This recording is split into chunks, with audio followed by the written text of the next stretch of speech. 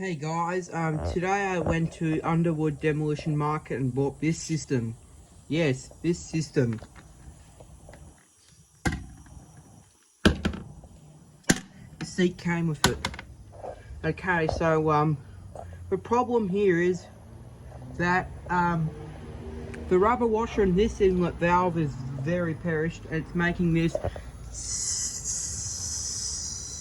sound you can hear slightly. Yep, and it's going up to the overflow line inside. It's inside. It comes up to the overflow line. It's still making the sound, and that is a sign that at this stage I'm just going to be replacing the rubbers inside this, and then not replacing the whole thing altogether, but but I don't have time this afternoon because I have something else planned.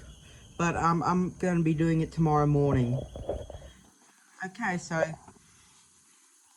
make sure you hit that like button, please subscribe, and please turn on post notifications so you don't miss the video coming up. I will see you in the next one, and keep an eye out for it. I'll see you there.